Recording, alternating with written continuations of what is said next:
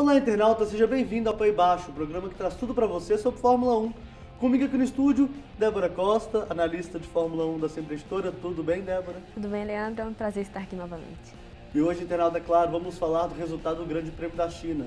Adivinha quem ganhou? Ele mesmo, Lewis Hamilton, britânico, líder do Campeonato Mundial. E também na próxima prova, no dia 19, lá no Grande Prêmio do Bahrein. E aí, Débora? A Mercedes, Leandro, ela frisou bastante que logo depois da prova em Sepang, na Malásia, que tinha aprendido com os erros para poder voltar com tudo no GP da China. E foi o que ela fez. Ela voltou com tudo. Lewis Hamilton liderou a prova com folga, sobre o Nico Rosberg, que é o seu companheiro de equipe. Foi uma vitória, Leandro, da Mercedes, da estratégia, uma vitória da habilidade do Lewis Hamilton, das escolhas corretas, do acerto da equipe nos boxes. A Mercedes conseguiu fazer uma parada de menos de 2 segundos. É o recorde assim, do campeonato atual e acho que dos últimos campeonatos também. Sim. Então, isso tudo contribuiu para a vitória da Mercedes e não deu chances para a Ferrari chegar, apesar de que o Sebastian Vettel ficou na cola, manteve a terceira posição, mas ele conseguiu brigar muito mais, Leandro, com o Nico Rosberg do que propriamente com o Hamilton. Certos momentos da prova, o Hamilton tinha 3,5 segundos de diferença para o Vettel e 1,5 segundo de diferença para o Rosberg, o que é muito, considerando que na grande parte da prova o Hamilton e a Mercedes optaram por usar pneus macios, que é o jogo de pneus favoritos, né, dos pilotos, porque ele traz o melhor desempenho do carro, mas ele tem um problema de desgaste muito rápido. Eles dão poucas voltas com o pneu, né? Mas o Hamilton conseguiu ainda segurar 15, 16 voltas, o que é muito para um jogo de pneus macios. O que também, Leandro, causou certa rixa entre os dois, entre o Rosberg e o Hamilton, que a gente não via desde o ano passado. Como os dois disputaram o campeonato em 2014, tinha essa rixa entre os dois, o Rosberg chegou a liderar uma etapa, aí o Hamilton ganhou 5 corridas seguidas e assumiu a liderança, então tinha essa disputa. Esse ano parece que a briga já voltou, pelo menos assim, foi o que ficou claro logo após o GP da China. O Rosberg reclamou muito da atitude do Hamilton nas pistas. Para ele, o Hamilton segurava ele demais, impedia ele de fazer ultrapassagem, e ao mesmo tempo o Sebastian Vettel conseguia chegar mais próximo quando o Hamilton diminuía o ritmo da prova. E o Hamilton disse que estava fazendo o papel dele apenas, segurando o carro justamente para economizar os pneus. Sabe o que eu acho disso? Mimimi do Rosberg. Eu também. É muito mimimi. O Rosberg é um cara que tem talento, é um cara que tem um desempenho ótimo com a sua Mercedes, mas ele pode melhorar. Para mim isso é nítido. Se o Lewis Hamilton consegue pôr vantagem na frente dele, ele consegue colocar, não a mesma vantagem, mas ele pode correr um pouco mais próximo do Nico Rosberg. E o que é engraçado foi aquilo que a gente tinha conversado no pé embaixo da semana passada, que não tendo surpresas, eu digo climáticas, pneus, motores estourando, acidente, nada e tal, ia dar Mercedes. E foi muito fácil a corrida, por exemplo. Foi muito fácil. A corrida foi ridícula para o Hamilton. Ele tem um carro melhor, é mais piloto que o Hamilton, e é claro que ele ia dar um banho ele é mais piloto que o Rosberg, é claro que ele ia dar um banho no Hamilton. Ele manter com o mesmo carro uma diferença de 1,5 segundo mostra a habilidade dele em relação ao Rosberg. Mas também, Leandro, as circunstâncias da prova também favorecem o Hamilton, uma prova de alta, de velocidade, de retas longas. E foi bom para a Mercedes também nesse sentido, porque ela tinha perdido um pouco para a Ferrari nas retas longas. E ela mostrou que também ela é soberana nesse quesito também.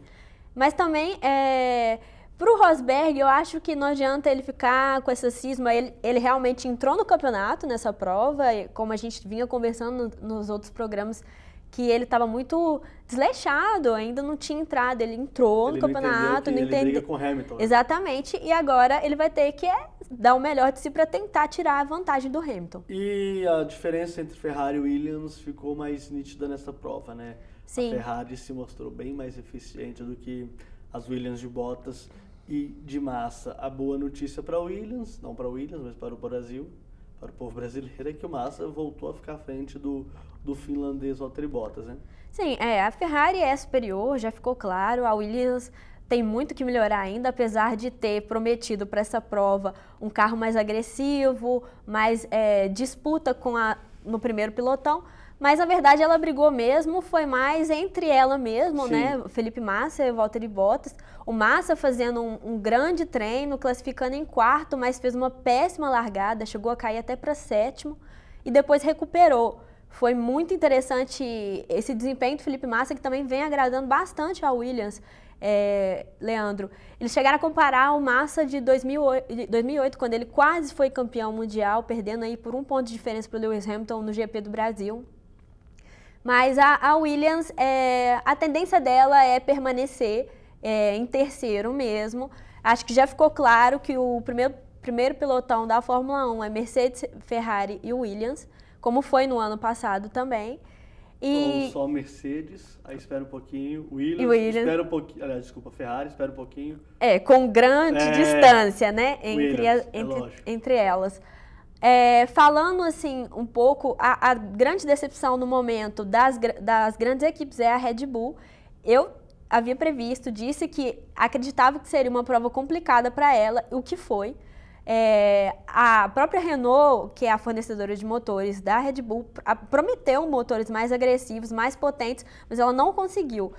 Daniel Ricciardo teve muita dificuldade durante toda a prova e o motor do Daniel Kvyat estourou ali no início da prova. Então mostra que a Renault ainda tem muitos problemas, que a Red Bull vai passar por grandes dificuldades e que se ela não acertar isso antes até dos circuitos europeus, ela vai ter dificuldade ao longo de toda a temporada. Lembrando que o Felipe Nasser conseguiu ficar à frente do Daniel Ricciardo, o Felipe Nasser ficou em oitavo e o Daniel ficou na 9ª posição com a sua Red Bull. E falando agora do Grande Prêmio do Bahrein, Débora, a gente não pode falar muito do que vai acontecer, porque a gente já sabe o que vai acontecer provavelmente, né? O nosso glorioso Lewis Hamilton vai ficar na frente, o Rosberg vai ter que comer muita poeira antes de passá-lo, mas a grande questão dessa prova é o fator, não é nem o fator temperatura, mas na temporada é uma coisa nova isso, né? É a primeira prova em que vai começar de dia e vai terminar de noite. Isso traz um charme interessante para a Fórmula 1, lembrando que o Grande Prêmio começa ao meio-dia. É interessante isso, né? Você começar a corrida de manhã não, com a luz do dia e terminar com a noite. Isso para os pneus deve ser uma alegria, né? É o grande problema, né?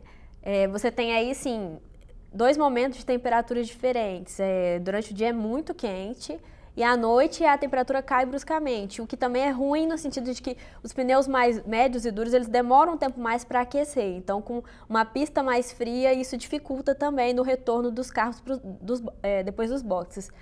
Falando de circuito, Leandro, é uma prova parecida também com o GP da China, com o GP da Malásia. Circuito de alta. Circuito de alta, com muitas retas longas, curvas de alta e de baixa, que é um pouco a característica dessa primeira parte, né? Grandes retas, né? Exatamente, dessa primeira parte da Fórmula 1. Eu acho que são circuitos tão intensos que testam mesmo os carros e vai ser uma prova difícil para aqueles que estão com muitas dificuldades, incluindo Red Bull e McLaren, apesar de que a McLaren brilhou na última prova e conseguiu terminar um grande prêmio com os 2 carros. Já é, assim, um feito histórico, né, para as primeiras corridas do ano, que gerou até satisfação para o Fernando Alonso. Você vê, né, o bicampeão mundial brigando lá atrás e a meta é terminar uma prova. Mas eu ficava me perguntando se alguém colocou um revólver na cabeça do Fernando Alonso para ir para a McLaren. Ninguém obrigou ele a isso. Então não dá para entender mesmo essas reclamações. É claro que a McLaren está muito aquém daquilo que ela pode ser, né? Do que ela foi, do que ela é como escuderia mesmo, mas isso é relativo.